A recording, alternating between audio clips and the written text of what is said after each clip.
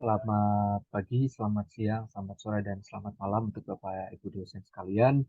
Perkenalkan, nama saya Ella Muhammad Raffi Ramadan dengan NPM 602180017 dari Prodi Ekonomi Pembangunan Angkatan 2018. Saya hendak mempresentasikan mengenai dengan proposal penelitian skripsi saya yang berjudul Hubungan Corporate Governance dan Kamar Model pada Kinerja Keuangan Perusahaan Perbankan di Indonesia.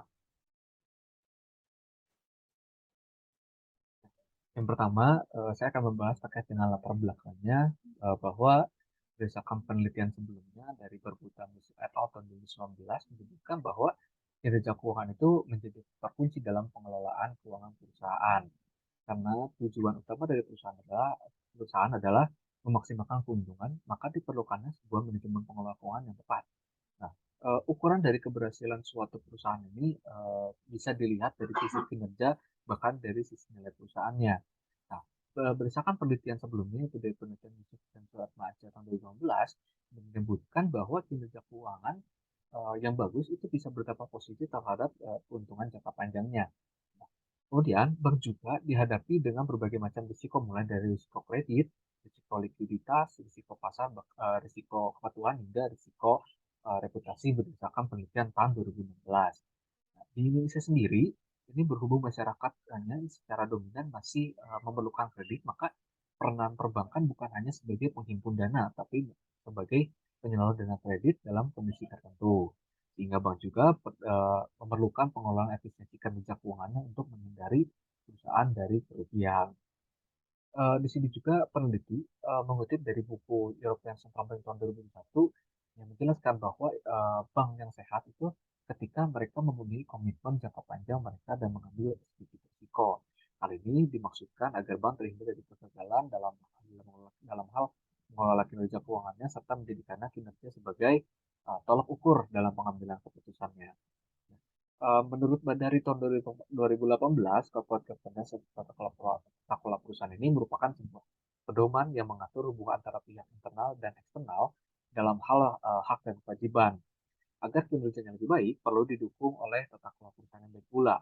Menurut dari Sahwan tahun 2015, tata kelola yang baik ini bisa memberikan manfaat yang baik juga terhadap perbankan, seperti meningkatkan kinerja dan pengambilan keputusan, meningkatkan efisiensi dan efektivitas, serta bahkan meningkatkan pelayanan terhadap para pemangku kepentingan. Lalu terkait dengan berikutnya, disebutkan bahwa tidak stabilnya kondisi keuangan beberapa tahun ini menjadikan permasalahan mendasar bagi sistem perbankan maupun sistem pengelolaan keuangan, terutama bagi perusahaan perbankan yang tidak menerapkan prinsip-prinsip yang efektif mengenai kesehatan bank serta tata kelola perusahaan. Nah, menurut penelitian sebelumnya itu dari Hanan Jito dan Ispati 2015, Muhammad dan Hasim 2017 serta Ondi tahun 2019 menyebutkan bahwa perlunya penerapan kesehatan bank dan tata kelola perusahaan ini sangat membantu perusahaan bank untuk mengidentifikasi serta menyeluruh permasalahan yang muncul dalam sistem keuangan pada suatu perusahaan perbankan.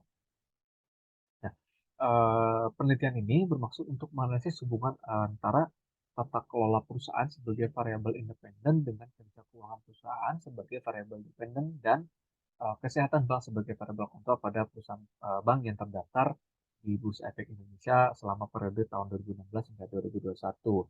Nah, untuk pengukuran dari tata kelola perusahaan sebagai variabel independen ini menggunakan indikator rasio dewan direksi, kemudian dewan komisaris dan komisaris independen. Kemudian untuk kinerja keuangannya nanti akan diukur menggunakan indikator return on asset. Nah, kemudian untuk yang kesehatan perbankannya nanti akan diukur menggunakan indikator Kemal Model.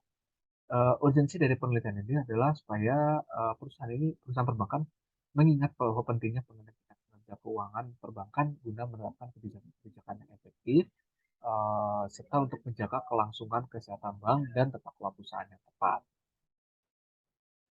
Untuk rumusan masalahnya, dalam penelitian ini terdiri dari 3 poin. Yang pertama adalah bagaimana hubungan antara tata kelola perusahaan perbankan dengan kinerja keuangan. Yang kedua adalah bagaimana hubungan antara tata kelola perusahaan dengan kesehatan perbankan. Dan yang ketiga adalah bagaimana hubungan antara kesehatan perbankan dengan keuangan perbankannya, kinerja keuangan perbankannya. Lalu untuk tujuan penelitiannya, di sini juga terdiri dari 3 poin. Yang pertama adalah untuk mengetahui hubungan antara tata kelola perusahaan perbankan dengan kinerja keuangan perbankan. Yang kedua, untuk mengetahui hubungan antara tata kelola perusahaan perbankan dengan kesehatan perbankan. Dan yang terakhir, yang ketiga adalah untuk mengetahui hubungan antara kesehatan perbankan dengan kinerja keuangan perbankan. Seperti apa. Nah, dari penelitian ini juga diharapkan terdapat dua manfaat, yaitu manfaat secara teoritis maupun manfaat secara praktis. Manfaat secara teoritisnya ini diharapkan bisa menjadi sebuah referensi bagi para akademisi, khususnya ketika membahas tata kelola perusahaan yang efektif. Terutama pembahasan ini mengenai bagaimana dampak atau bagaimana hubungan kinerja keuangan suatu perusahaan. Nah, yang kedua adalah mengenai manfaat praktisnya. Penelitian juga diharapkan dapat menjadi sebuah referensi bagi perusahaan perbankan untuk memperhatikan tata kelola perusahaan bank yang efektif serta kondisi kesehatan bank yang baik guna mendorong kinerja keuangan perusahaan bank yang bisa mendatangkan lebih banyak investor. Nah, berikutnya adalah terkait dengan tinjauan pustakanya. Tinjauan pustaka ini pertama akan membahas terkait dengan banking form theory.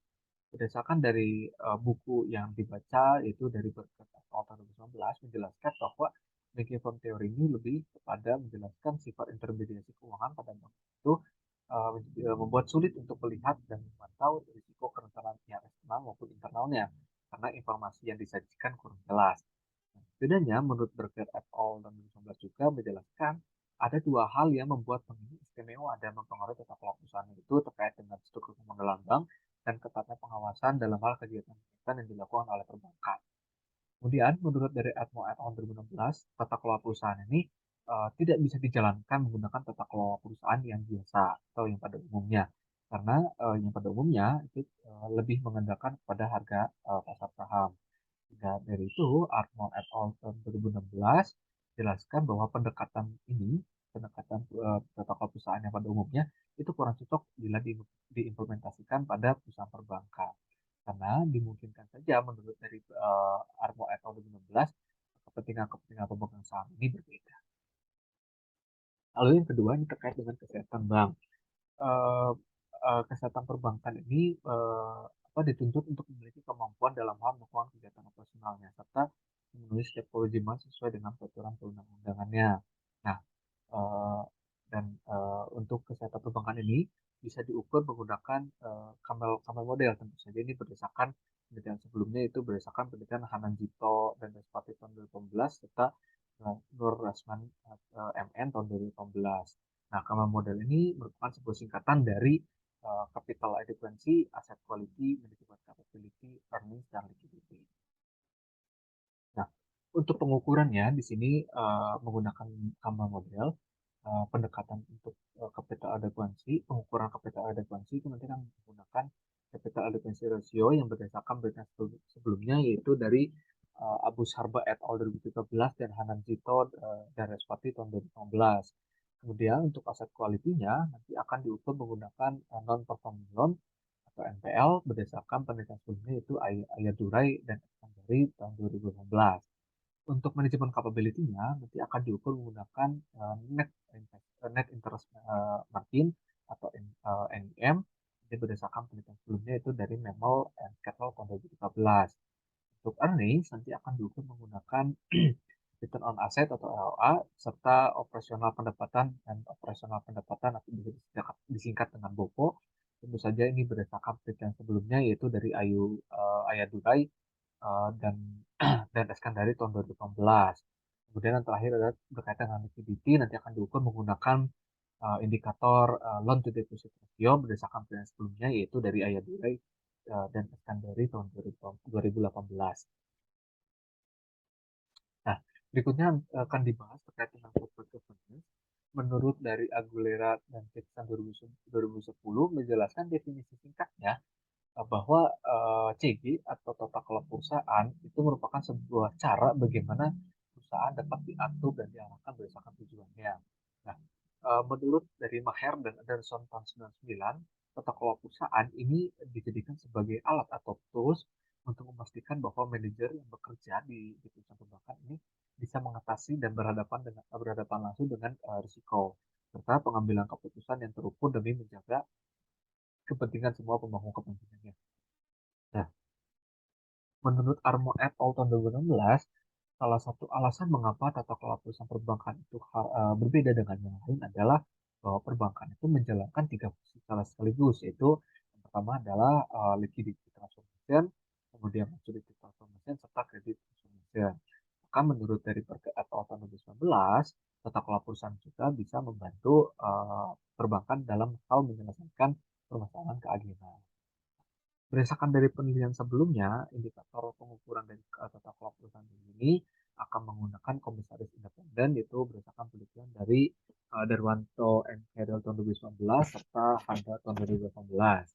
Nah, untuk pengukuran berikut yang keduanya adalah menggunakan Dewan Direksi berdasarkan penelitian dari Darwanto and Carol tahun 2019. Yang terakhir adalah pengukuran melalui Dewan Komisaris berdasarkan dari penelitian Denisu et al. Tahun 2021.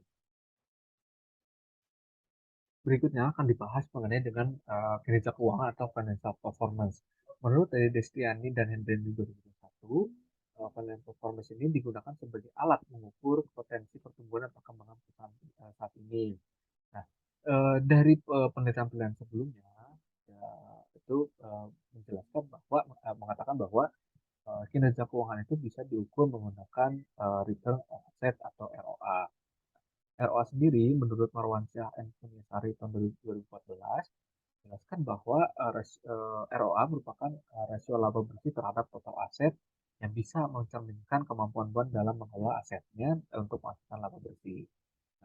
Dalam penelitian ini, indikator pengukuran kinerja keuangan akan menggunakan return on asset. Tentu saja ini berdasarkan penelitian sebelumnya, yaitu dari penelitian Benetier et al. 2021, Prasak et al. 2021, dan Okoye et al. Tahun 2020.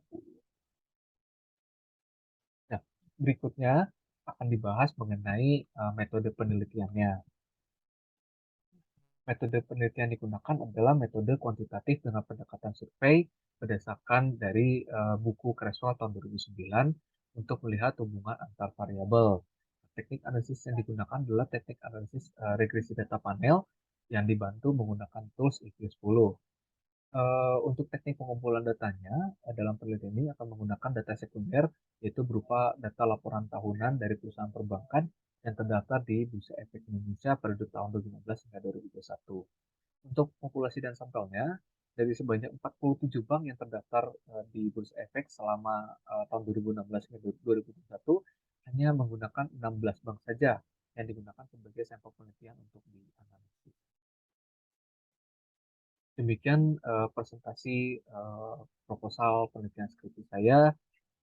Terima kasih.